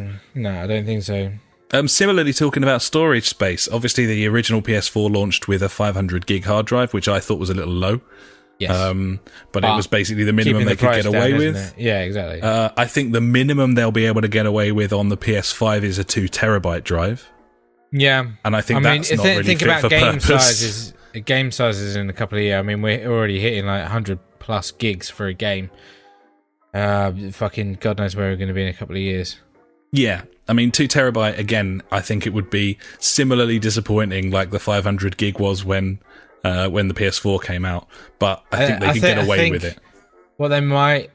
If I was doing that, what I would do is use a hybrid drive as well. Yeah, definitely. I was doing a bit of speculating as well. Yeah. Would it be too pricey for them to pop a small SSD in there for the operating system? Okay, just like a 60 gig one, and then just a tiny little solid state. You know, the OS isn't going to be more than like you look at 20 gig PCs. Like that's how I've my past God knows how many years, since solid state hard drives really came out, and you bought one that was like 50, 60 gigs or whatever for like 80 quid or something back in the day. And you use that to run all your fucking operating system off, and then all your games and shit is stored on standard drive, like a big old fucking 2-3 terabyte one. I mean, absolutely. Yeah. I mean, I'd be pro that. I mean, the only problem with that is obviously it's going to take up more space. But then again, with fucking laptop drives now, they're so small. Well, even like a little like flash drive or something, like it could be really tiny. Well, even with flash drives, it'd be even quicker then. If they're looking at that, I mean, as like for storage. Like, how much would it cost in 3 years' time for them to put a 32 gig like little like flash stick in there, or nothing? You can get like 32 micro SSD cards for what, like 20 quid? Like less than, I think I saw like a 64 gig one for like 20 quid. Yeah, I mean, yeah, you could tailor it to the exact size of the OS. Yeah, of course you could. Oh, you know what they're going to do? They're going to make a fucking special memory card like the Vita had. Like the old Sony PS1 fucking memory cards. Yeah, exactly. That's what you're going to get. Yeah. There you go. Nailed it. So yeah, that's kind of what I've got for you. The console's probably too far off to suggest that any currently announced games will be launch titles. But then again, if that thing did come out next Christmas, then it possibly brings Death Stranding into the wheelhouse. Maybe The Last of Us Part 2. We haven't got release dates for those yet. Perhaps a Horizon 2. If we're talking 2020, then that'd probably be about right. I'd love to play that game at 8K 30. Oh yeah, absolutely, buddy. That's what it's all about. The other question that I had when I was just doing this little bit of sort of researching and brain farting was if Microsoft are completely dedicated to the X being a very distinctive half step, could a new Xbox arrive at the same time as the PS5? Or even before? Well, possibly, but I feel like that would be too soon. I would say 2021 for Microsoft at the earliest. Yeah. So that would give, actually, no, that's like 4 years. Yeah, my question really is, in terms of development time for the X. 2020, yeah, maybe, because that would be pretty mental. I mean, you got the Pro came out and the X came out, but the fact that the X came out so much later than the Pro, the idea that they'd be going like head to head again in 2020, that would be quite exciting. It's been a while since both consoles have launched at exactly the same time, so it's got to be 2019 because the Pro came out in 2016 here. I think it might come down to those sales figures. I reckon 2019 next E3 we'll see the thing proper, and then it'll come out that Christmas. That would be the sort of schedule you'd expect, but they could easily delay that a year. It could easily be 2020. Man, that's another 7 years. Like, that's a 7-year life cycle for the PS4. I know, but that's the life cycle of the last generation was 10 years, so... And that was bad. It was too long for you, but that doesn't mean they're not going to do it again, does it? You need to get down there, buddy. Fucking go bang on the door. But what are you fucking idiots doing? It's not the same anyway. It's not a 7-year cycle when you've released 2 half-step consoles halfway through it. It's different. Not to us, because these new consoles aren't powerful enough to do what we want still. But in general, it's the case that they as far as they're concerned, they've released these half steps. Looking at that, then, so if it's a half step console, that was 3 years between the Pro and the original PS4. So I'm saying another 3 years. Then you got to have the PS5. That's 6 years. Yeah. So that'd 2019. 2019's your prediction. I would welcome that. Because that's if we're going to, this is a half step. 3 years is halfway through this life cycle, so it's 6. That's what I'm going for. Yeah, fair play, buddy. Fair play. You may well be right. It's kind of people a bit of a toss-up, umming and ahhing at this point. I think they'll hold out a little bit longer based on the last gen, but I'd rather they didn't. Yeah, I'm with you on that. And that brings us quite neatly around to the PS4, buddy. And you've been having a little look at... I mean, nothing basically, really. Nothing. Well, bits and pieces. I've got a little bit of... I'm saving this little extra bit that I've got, which is basically stuff that I would like the PS5 to have. Yeah, okay, yeah, we'll come back to that. I'll save that till the end after we've discussed the PS4, its plus points and minus points. But yeah, that makes sense. You got a few stats for us, just features. Quick stat check on the PS4 at the moment. So far, it's the number 10 best-selling console. That's including handhelds. Looking at home consoles, it's the number 6 best-selling, with over 70 million or units already sold. So that's not too shabby in my eyes. And that's only 10 million off the Xbox 360 and the PS3. And that's massive. Like we just said, like they had like 10-year life cycles to get to that, and like. That's a lot of units already sold in a short amount of time. Yeah, in only just a little bit more than half the time. They've basically like they'll hit that. They'll hit that this year, like 4 years quicker than the 360 did. Yeah, it's crazy, isn't it? Mental. And then I was just thinking about so like each generation of gaming, like something like kind of like steps up to the plate and improves things. So like obviously like 8-bit to 16-bit was graphics and how it looked, because 8-bit looked fucking balls. And then you're talking like from there to like the PlayStation and then the N64, where you'd start seeing 3D worlds, be them shit to look at now, but that was the progression. We're going from 2D to 3D. Yeah. And then we're looking at like the PS2 and the original Xbox, and like that's when they started to refine these 3D environments and really push forward. And also like the integration of like the twin stick shooter and stuff like that started coming in. And then I'm thinking like the PS3 and Xbox 360, that was like when online really just fucking took off, really pushing that stuff forward. And then I was starting to think, all right, okay then, so we've seen movements forward in these other consoles and going forward. So like what has been the big changes, or what has improved console gaming from the previous gen with the PS4 and obviously like the Xbox One? And I've made a little list, but there's probably more. But the first thing I thought of was the fucking headphone jack in the controller, which doesn't bode well as a starting point, does it? In your no, it doesn't. But like seriously, like that is just amazing. Like instead of having to plug your headphones like into the TV or into the console, or fucking have some really shitty wireless ones or anything like that, just plug them into the controller, and then it's so much easier. It is a nice feature. The way that it works with like a mono, stereo, like microphone or not microphone, like it's got such functionality there, hasn't it? It's really cool. It's just a really good job. And like if every other console from now on doesn't have that, I'm just like, what is this? What is this? This doesn't make sense to me. Okay, so then obviously I started thinking about, well, you know, like with the Xbox, obviously, like a modded Xbox, it brought XBMC, and like being able to stream like all your films and stuff like within your network and things like that was cool. So obviously Microsoft took that forward with the 360, started integrating like the whole being able to listen to your music, being able to stream your films, watching Netflix and stuff on that. And I'm like, okay, cool.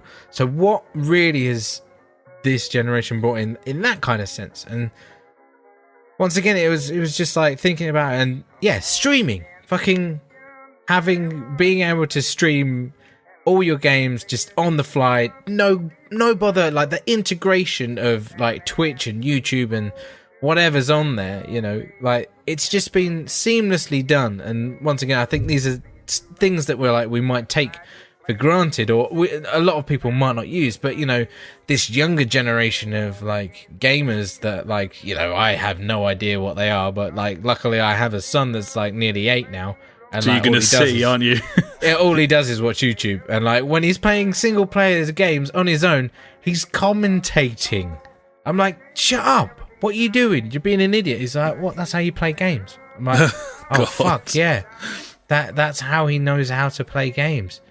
But you're right though, that integration, the touch of a button and stuff, you kind of take that for granted just because it's not a feature that we're like mega concerned about. But like the amount of people that must be using that, like, and then obviously from there you've being able to capture your content straight on, like just once again with the press of a button, just fucking recording, save that clip. Like on the Pro, you can save like the previous hour's worth of gameplay. Like that's awesome. And then obviously, if you want, you can upload that to social media or wherever. You can edit it on the console. You can make your own videos on the console itself. I mean, granted, once again, it's something that I wouldn't do. but I think that's why we don't have the excitement for the PS4 that we did with previous consoles, is because we've just got older, man. We just got older, like less impressed by stuff. We give less of a shit about stuff that's like not especially important features in our eyes. And I think it would be different. Like I remember when we first got the 360 and, you know, fired up PES 6, and it was incredible. Like the fact that it was running HD, it was only 720, but it was running HD, and we put like a USB stick in the front, and we were playing fucking Minus the Bear while we were playing, and it was playing it, and it took the music off the game, and we were just like, oh my god! But I love shit like that though. Like I've always been cool. Like when when it's like E3 time and they're like presenting like new consoles and stuff, I'm like, right, what fucking weird crap am I going to be stupidly excited over? Yeah, exactly. Yeah. And so like, you know, just having all that stuff on there is just like, I feel like, you know, that's moving gaming forward, and streaming games and watching games on YouTube. I mean, I'm constantly not doing both, but watching like games, like it's just crazy. It's awesome. Yeah, it's a big deal. And so is this next one with your rest mode, with your updates and so on. Yeah, exactly. So you know, we didn't have rest mode as such on the Xbox 360. We could put it into low power mode where it would download updates and stuff, which was good. I believe you could like set stuff to download from the website as well on the 360. Yeah, I mean, there wasn't a great deal of...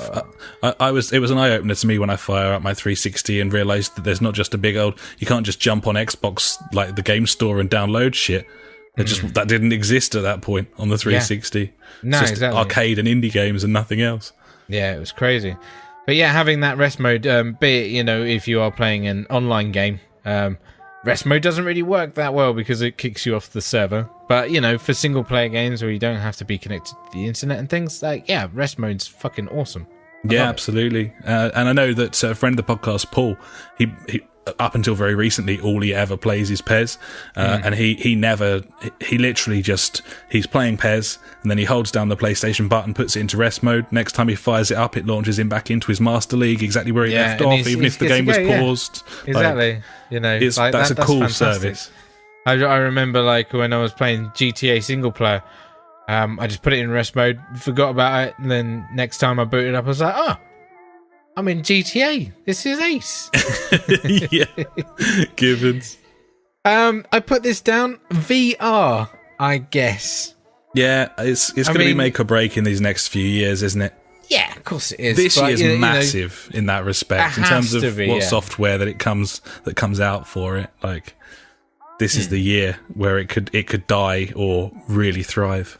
But, you know, the fact that, you know, you can play virtual reality games on a home console. Like, that's fucking impressive. I'm going to get one of them for my birthday. Yeah? Yep. Okay. Do it, buddy. I got a... Yeah. No, I'm going to get Zelda. I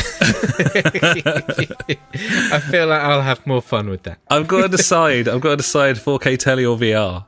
Oh, fuck off. Get a 4K TV, you bellend. But it's like double the price. Yeah, exactly.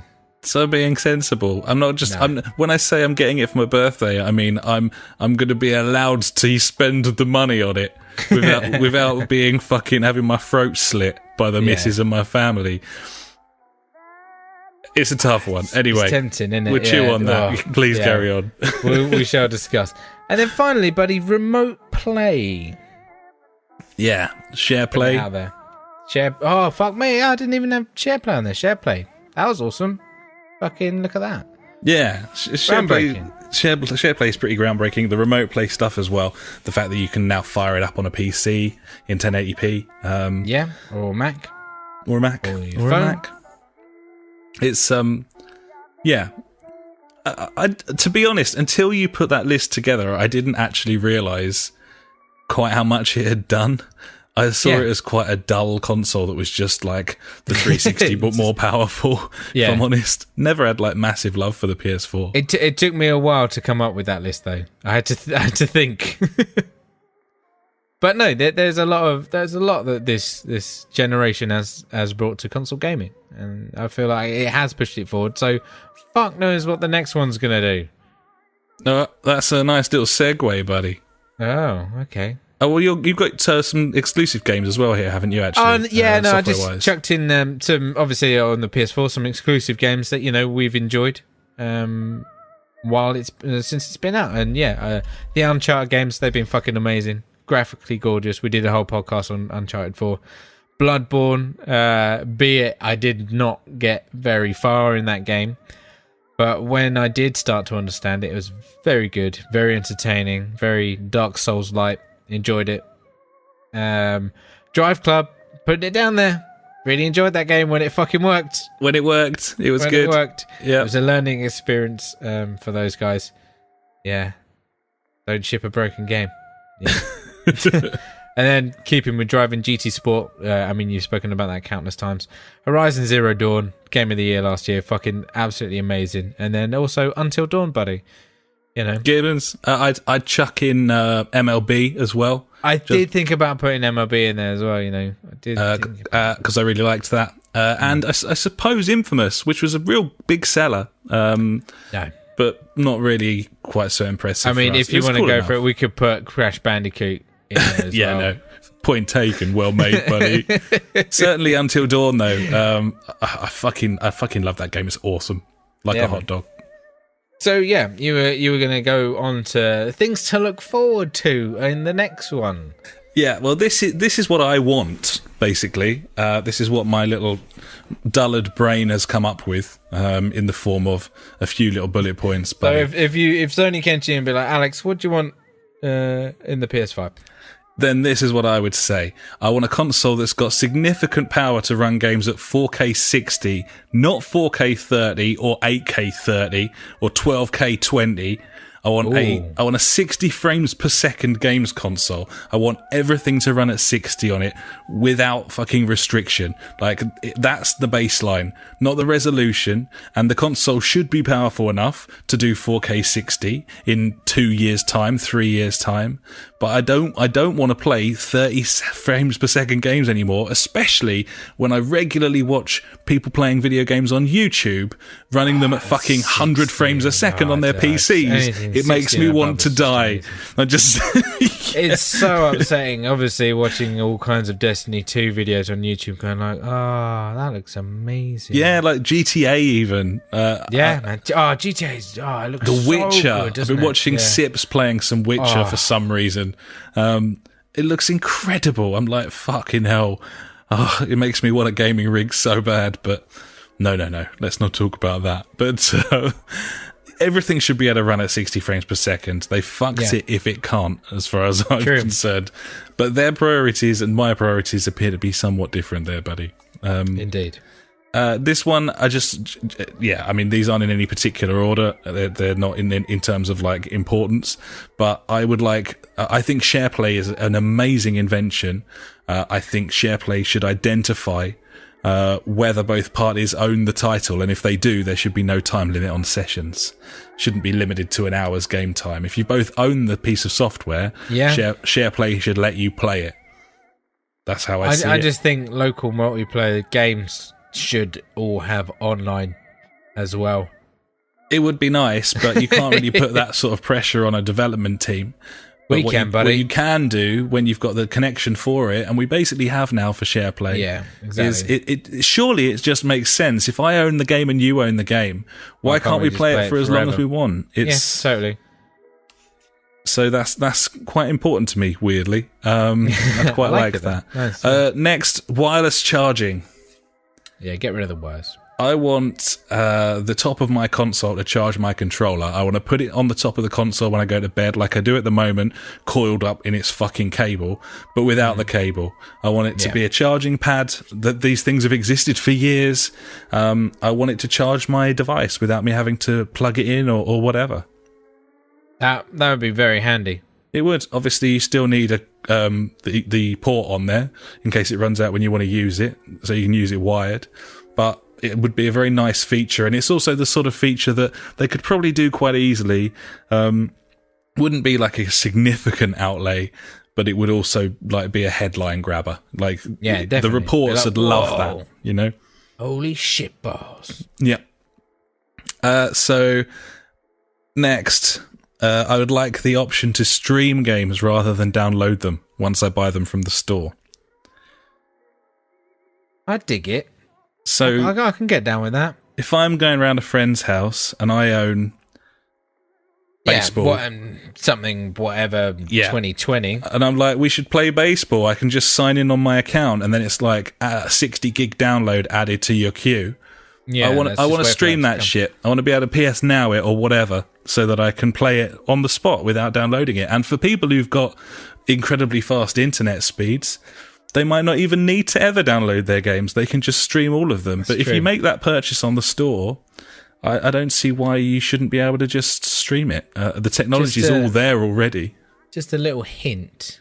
If you do go around your buddy's house and want to play your games on a regular basis, why not just use an external hard drive? Yeah, you absolutely can. Put your games on there. Just saying. You can do that. That's something you can do. It's very cool, actually, how that works. It is very cool. As in, it just works. It just works. It's very cool. Yeah. My next one, dedicated gubbins for PSVR. I want the breakout box inside that console with pass-through, dedicated port, whatever to make it better.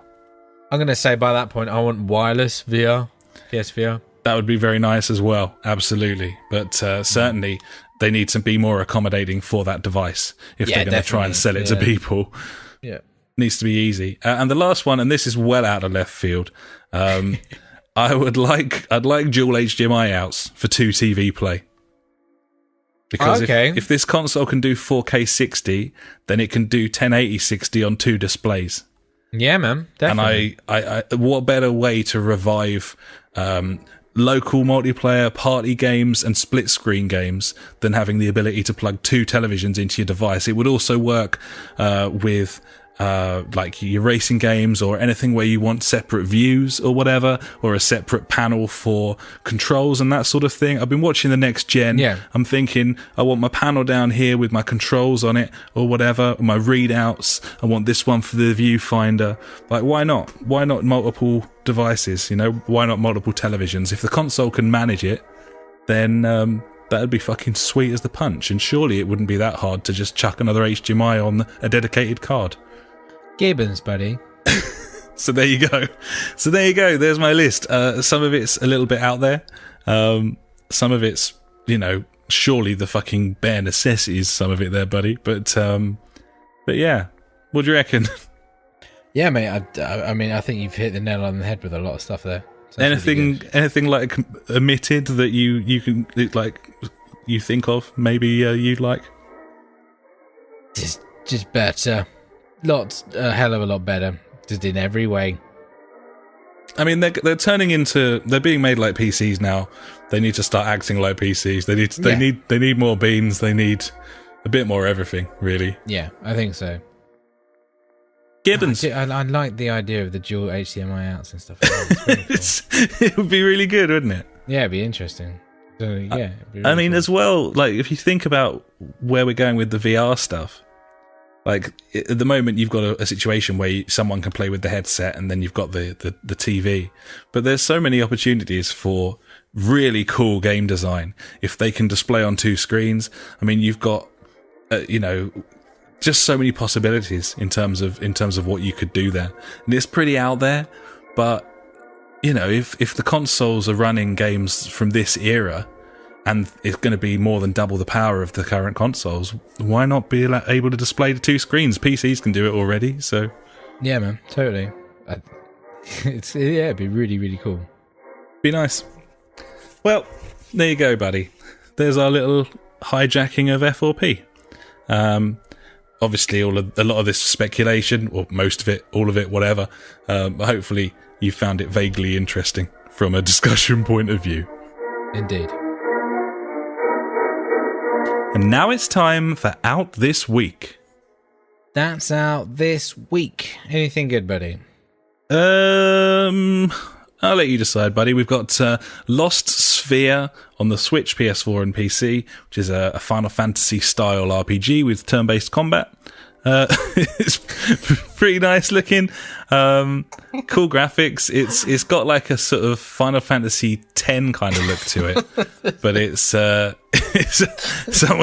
someone's been tampering with my notes here and trying to trip me up there, buddy. But I did not trip up. Yeah, you didn't get it. Also this week, The Inpatient, which is a PSVR game. It's a psychological horror VR first-person game. It's got controller movement rather than fucking teleporting around. Yeah. Graphically, It's beautiful. It's running in a souped-up version of the Until Dawn engine because this is from Supermassive Games. And it's actually a prequel to Until Dawn. It takes place, I think, like 50 years before Until Dawn. And it is the first VR game of the year that I really would love to play. Although I'd be utterly terrified if I did. That's the thing, isn't it? Honestly, this game, graphically, it looks lovely. Really, really nice. Pretty scary, though. Mate. Pretty scary looking. But some of the one thing they did very well in Until Dawn was all of the facial expressions. We've come a long way in that respect. But yeah, this does that really, really well, and you can imagine how sort of fuck this game, mate. Scary and sinister it'll be. Why would you? No. I'm starting to think maybe it's time for Horror Town. I've been watching some horror games on YouTube. Enjoy yourself. Like mate. Resi 7 looks awesome on PSVR. I think I might be taking the plunge, buddy. We shall see. But no. Graphically gorgeous, though, anyway. Also out this week, we have Iconoclasts, which is on PS4, Vita, and PC. This is a game from Bifrost Studios, and it is a Metroidvania platformer. Very, very nice looking game. And yeah, that's coming out this week. That should be quite cool. We also have Dragon Ball Fighters, or Fighter Z. Yeah, maybe. Fighter Z, Fighters. Something. It's got Z on the end. Dragon Ball Fighter Z. That's coming out on PS4, Xbox One, and PC this week. And also this week, finally, and probably the biggest release of the week, I'd say, Monster Hunter World is out this week after its couple of betas. That game is now coming out on PS4 and Xbox One. And yeah, read lots of nice things about that second beta. I'm quite convinced that game isn't for me, but that doesn't necessarily mean it's a bad game. A lot of people are really digging it, and I think it's going to do pretty well. Maybe. So yeah, there you go, buddy. Still, pretty slim pickings, but I think we're kind of slowly getting there. Yeah, we're easing into the year now, buddy, I think. Full-blown gibbon. So yeah, that was out this week. And now it's time for Fuckwit Corner. Fuckwit Corner with Funk. Fuckwit Corner with Funk. He's got some questions for Funk.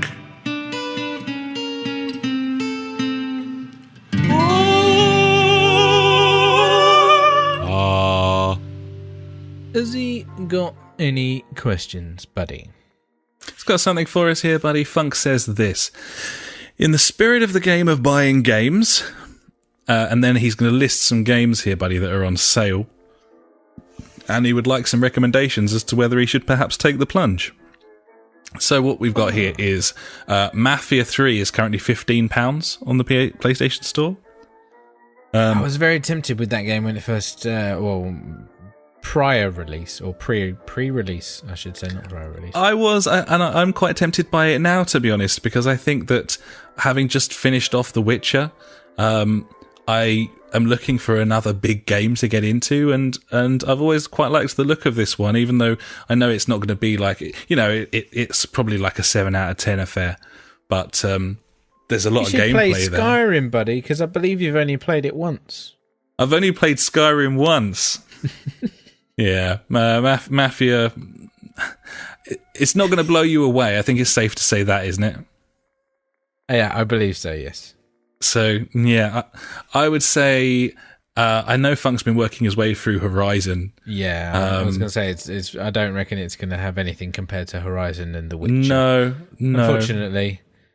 I also think that if I was in the position where I wanted a city-based open world sort of shooter at this point, I might take the plunge. GTA 5 again? Well, I might take the plunge on Watch Dogs 2 if it was down low enough price-wise. No, you don't want that. No? No. I don't really want either of them, to be honest. Let's move on. Metro Redux is currently £6. That's worth £6. That's well worth £6. I played through... You got 2 games there. I played all of the first one and half of the second before I kind of lost interest a little bit. Other things kind of came along. I do intend to go back to that game before the new one comes out. That's still penciled in for this year. Looks fucking amazing. It does look really good, that. For £3 a game, yeah, you can't go wrong there. I think you'd probably appreciate the sort of noir-esque kind of feel that it's got to it. It's a really interesting universe, and it's not all jump scares and bollocks. Like at its heart, it's like a sort of dank, dark shooter. And it's good fun, really nice to play through, and it's aged very well. They've done a good job on the remaster. It's not got clunky controls and mechanics there. It's nice. Next one, Titanfall 2's £15 at the moment. Again, you heard me talking about this earlier. If you're after a real quality single player campaign right now, then that's your game, frankly. If you're looking to take it online, then I'll do that with you. So, I think that's a real winner. There's a good price for it. I can't remember what we paid, buddy. Do you remember? About that, I think. It was something like that. Around that. Yeah, but... I just need to play it. I had my annoying experience with me that put me off, if you remember, where I chucked a couple of hours into it and then I turned it off, and then when I loaded it back in, I was pretty much back to the start. I was like, saved. Fuck you then, game. Which is a shame. But I think I'm more interested in the multiplayer on that. I don't know why. Even though everyone says, obviously, that single player is fucking awesome. I just need to sit down and fucking play it, really. I'll get it done in a week. Easily. Gibbons, it's really cool. I'd highly recommend that. I've just got back to it after a big stint with The Witcher, and I'm really enjoying it. It's cool. Sniper Elite 4 is £20. That's a pretty new game to be that low. What I will say about all of those games is that they're all a little bit ropey, just a tiny bit, and quite similar from what I remember. Yeah, but I think Funk's played a couple of the earlier ones, so you probably know better than we do on that one, buddy. Have you ever played any Sniper Elite games or anything? I think I played the first one quite a bit, and I just really enjoyed seeing the brains exploding, or the groins. Yeah, Gibbons. Gotta go for them cock shots, buddy. Yeah, it's beautiful. It's beautiful X-rays of cartilage blowing out. The previous one, or is it this one, have like the whole co-op aspect of it where one's the sniper and one's the spotter, and that sounds really good fun to me. Yeah, that does sound cool. Yeah, this one's got several horde mode mechanics as well. Full like open world, full co-op. Should we buy it? Depends how many players it is. Okay, we'll have investigate. A look. Yeah, we need to have a look. And the other one that he mentions is Payday 2 for £9. No. We really liked that for a little while. I really enjoyed it for a little while, and that was it. Like, we got so far with it, and then it just died out. I don't know why. It was this one of the Dead Island Syndrome games around that point? I believe it was, yeah. And they've since launched it on every system known to man. Oh god, over and over again, and then they changed to like a freemium game or whatever they're called. Yeah. On PC as well. But they got in all sorts of trouble for loot boxes. Yeah, exactly. So I don't know where that game stands at the moment. But I don't know. I think £9 is too much for that game, if you ask me. It's really old. Obviously, it's a remaster of some description. Yeah, obviously it is, yeah. £5, I'd buy it, maybe. I kind of want to play that again, but perhaps I just fucking should, because it's sitting on my 360, which is still plugged in front of me. We should just bust out the 360s, because I think I bought that digitally as well. Yeah, I think it. Yeah, well, maybe we need to give that a burn then. Yeah, we'll just do that. There we go. Yeah. Sniper we'll look into, and Titanfall's excellent, and 15 quid's a small price to pay for it. So, I think the reductions are pretty good there. I think Payday, that's not quite enough for me. No, it's not.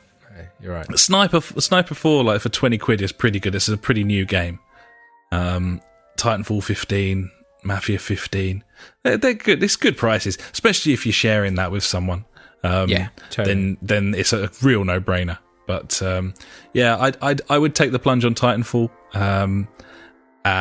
and we'll look up the sniper thing and get back to you, buddy. Gibbons.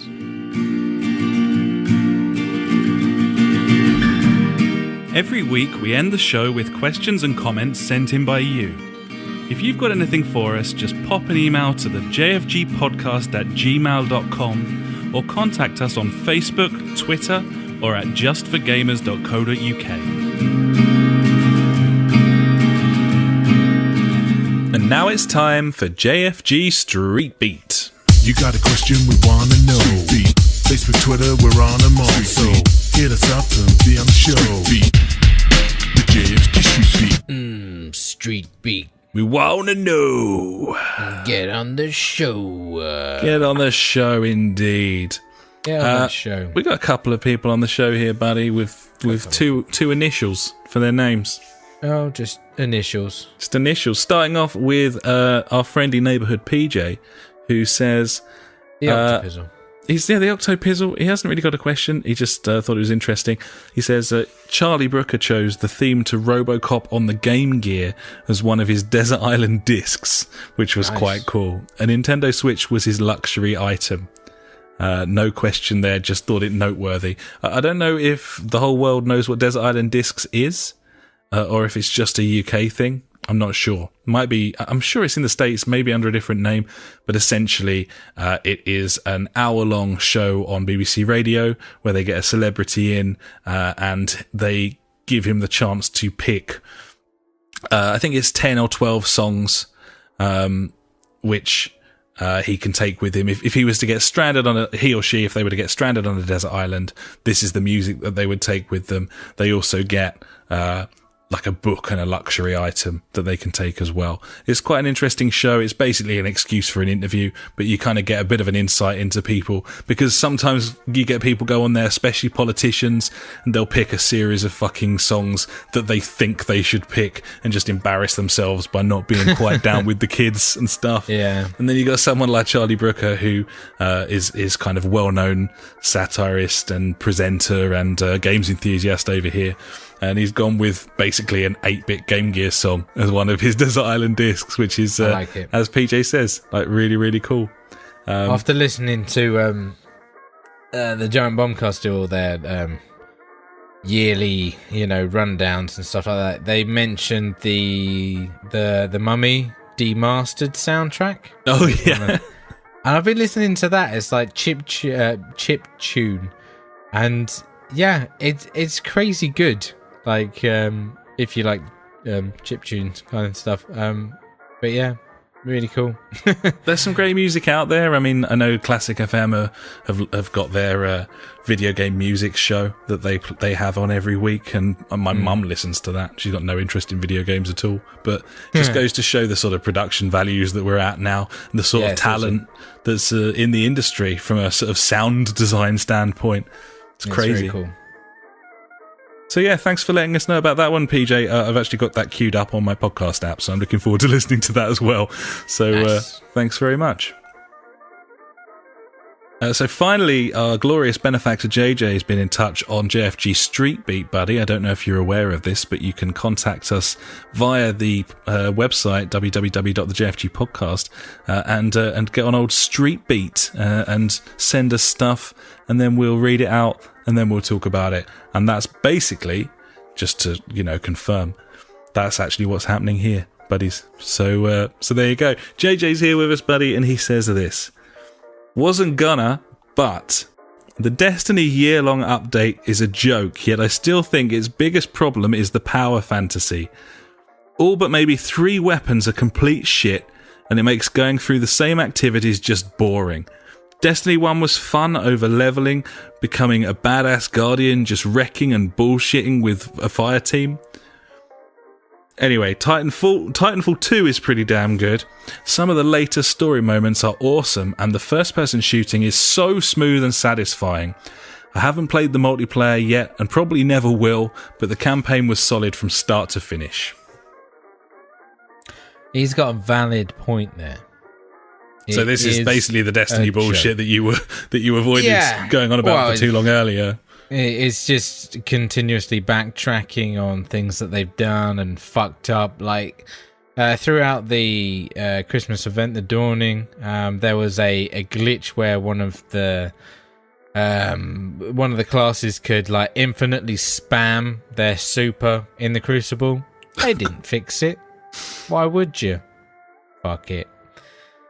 And then they came up with their whole year plan of how to address the situation, like the situation with the vault, the fact that you only have like 200 spaces there, and there's way over that many items, and one of the things in this game is to collect all the shit, and you can't store it. So their immediate, their final answer was, "Oh, we'll give you an extra 50 spaces," which is bollocks. And then they're like, "Yeah, but we're looking into this further," kind of thing. It's like, okay, yeah, cool. We're listening. Yeah, I mean, that's the thing. I think they are actually listening, which is good. And I think what I've come to terms with is, okay, so there was the whole bollocks of Destiny 2 got redesigned 16 months as well before it got launched. Like, completely redone, which is brilliant. Good news. But yeah, I think they're going to make good with their promises. But, you know, it's just a year later after the game's been out, which is stupid. So, I mean, to be honest, it's going to give me some time to put that game down, which is good in a way, and come back to it another time. Obviously, when the next DLC drops, I'll play the shit out of it again for a while. And do you know when that's going to be? No. March. I mean, Season 3 is going to be beginning of March. So, rumour has it, it's going to be around there. Because if you think... when Season 2 kicked off, that's when the Curse of Osiris dropped, so thinking that way, it's gonna be then. But makes sense. No, man. Yeah, we'll see what happens. But yeah, it's just a shame. And fucking, I hate tokens. It's a terrible way of getting loot. It's just bad. Yeah, stupid. Pretty much bollocks. Yeah, man. Yeah. As for JJ's second bit, we've had plenty of Titanfall talk on this week's show. And yeah, he's absolutely right. It makes me even more excited to finish that campaign. And get on. And I do want to get onto the multiplayer. So Gibbons, buddy. We'll see on that one. But thanks very much, JJ, and everyone who was on the show this week. Thanks very much for getting in touch. So I think that'll about do us, buddy, for episode 146 of the podcast. It's been, I've quite enjoyed this week, just like chatting this shit about stuff that may or may not happen. It's, and speculation and all. Your Gibbons, buddy. Full blown. It's been good. Yeah. It's we had to fill it with something, buddy, so... Yeah, slim pickings this early in the year. Unfortunately, yeah. And of course, what we didn't really discuss was... whether we'll stick with PlayStation if they don't include backwards compatibility. Well, there is that, isn't it? Yeah, it takes one of the major reasons away, doesn't it? Yeah, it really does. So, I don't know. I'm pretty happy where we are at the moment for the next couple of years or so. So we'll see what happens in that time. Gibbons, exciting times that we live in, probably. Ooh, maybe. Who knows? I don't know. What are we going to play now, buddy? I don't know. Probably Pez, I guess. Who knows? Mollusk World in many ways. Well, lovely.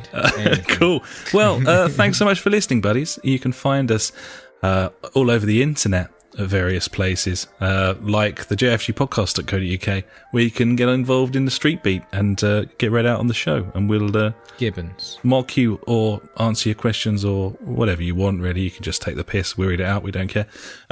We are on Facebook /the JfG podcast. Our Twitter handle is @the JfG podcast. We're on video streaming sites YouTube, we're on twitch.tv, and we're on Mixer.com, aka beam.fucking-pro. Come join our PS4 community. Got some new stuff going up there very shortly, buddies, which is exciting. And of course, SoundCloud, if you want to listen to an episode from 100 years ago, then we're on there as Just for Gamers. And we're also on Google Plus, if that is how you choose to live your life. Thanks so much for listening, buddies. We'll catch you next time. Until then, I have been Alex. He has been Ash. Goodbye. Goodbye.